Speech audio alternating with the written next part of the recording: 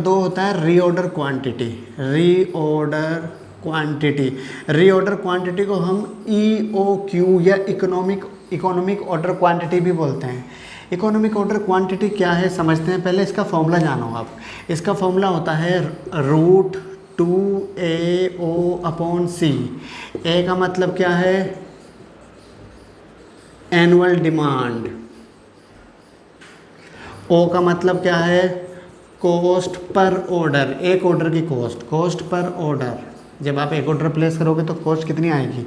सी का मतलब क्या है, कैरिंग कॉस्ट पर यूनिट, एक यूनिट की कॉस्ट है, कैरिंग कॉस्ट पर यूनिट। ठीक है, सपोज करो आपकी एनुअल डिमांड है 10,000 यूनिट्स।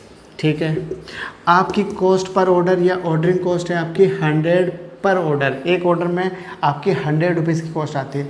चलो चेंज कर लेते हैं थोड़ा सा, सही है, अच्छा ठीक है। आपके एक ऑर्डर की जो कॉस्ट आती है वो 100 रुपीज़ आती है। चलो आप 1 यूनिट मंगाओ, 1000 यूनिट मंगाओ 10,000 मंगाओ, एक बार में एक बार की कॉस्ट जो है आपके ऑर्डर रिसीव करने की 100 रुपीज़ है। एक बार की कॉस्ट जो है आपकी ऑर्डर प्लेस करने की 100 रुपीज़ है। ठीक है, तो और कैरिंग कॉस्ट मान लेते हैं 50 पैसे पर यूनिट है, 50 पैसे पर यूनिट। अब सारी वैल्यूज़ ज़रा फॉर्मूले में पुट करते हैं तो EOQ कितना हो गया 2, ए की वैल्यू 10,000, ओ की वैल्यू 100, सी की वैल्यू 50 पैसा। ज़रा मल्टीप्लाई करते हैं, इसे सॉल्व करते हैं। ये हो गया आपका 40 लाख।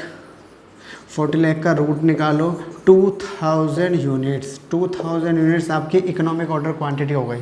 मतलब इकोनॉमिक ऑर्डर क्वांटिटी या रीऑर्डर क्वांटिटी क्या होता है ज़रा समझते हैं पहले। आपको एक साल में 10,000 यूनिट का कंजम्पशन है या डिमांड है, आपको 10,000 यूनिट चाहिए।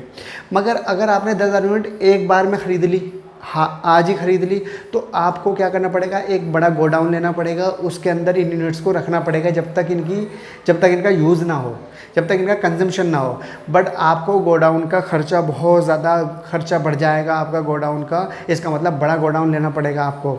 तो क्यों ना थोड़ी थोड़ी क्वांटिटी खरीदें। बट थोड़ी क्वांटिटी खरीदने में एक नुकसान है, जब भी क्वांटिटी खरीदोगे तो 100 रुपीज़ का खर्चा आपको करना पड़ेगा। तो 100 का खर्चा आपका बार बार बढ़ता जाएगा। तो बड़ी समस्या आ गई है। मतलब ज़्यादा क्वांटिटी करो तब भी नुकसान, और थोड़ी कम, मतलब कम क्वांटिटी लो तब भी नुकसान। तो कोई ना कोई तो ऐसा लेवल होना चाहिए बीच का रास्ता। तो बीच का रास्ता हमारा क्या हुआ, 2000 यूनिट।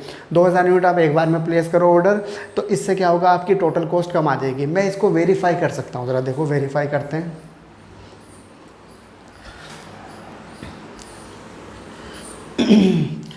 एक बात तो आप समझ लो, 2000 यूनिट आप एट ए टाइम एक बार में ख़रीदोगे तो आपको पूरे साल में कितने ऑर्डर बनेंगे। नंबर ऑफ ऑर्डर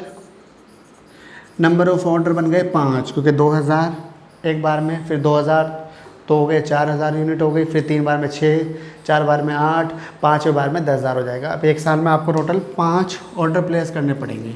ज़रा देखो वेरिफिकेशन करते हैं इसका। Verification, total ordering cost, total ordering cost पता करते हैं। एक बार में आपको कितना, मतलब टोटल कितने ऑर्डर प्लेस करने पड़े, 5। एक ऑर्डर का खर्चा कितना था, 100 रुपये। 500 रुपये आपके टोटल ऑर्डरिंग कॉस्ट हो गए।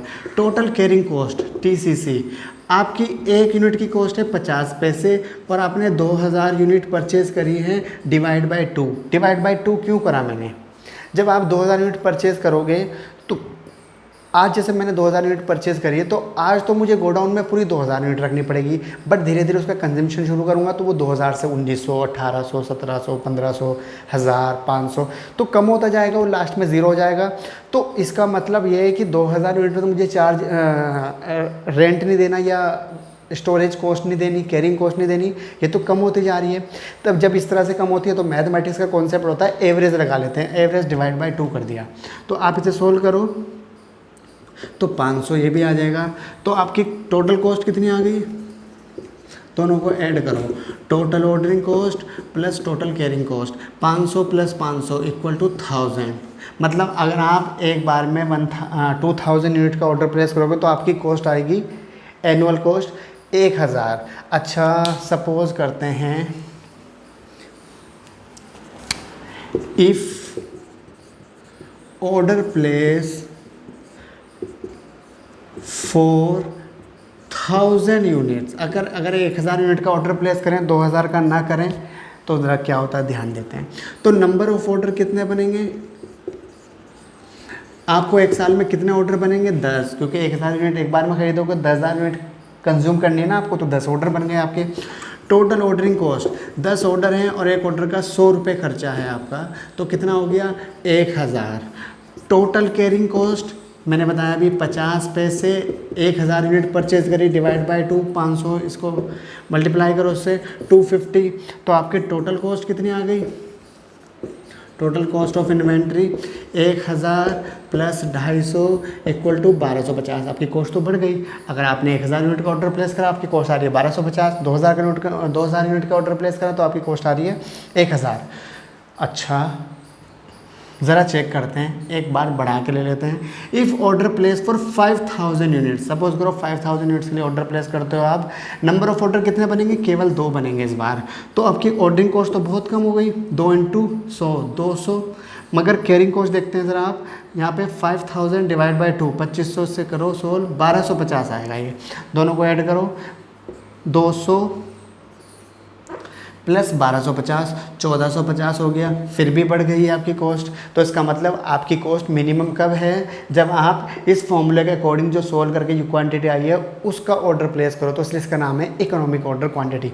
मतलब सबसे सस्ती कॉस्ट की क्वांटिटी, इसी का इकोनॉमिक ऑर्डर क्वांटिटी बोलते हैं। समझ आ गया? इसे रीऑर्डर क्वांटिटी भी कहा जाता है। क्लियर है?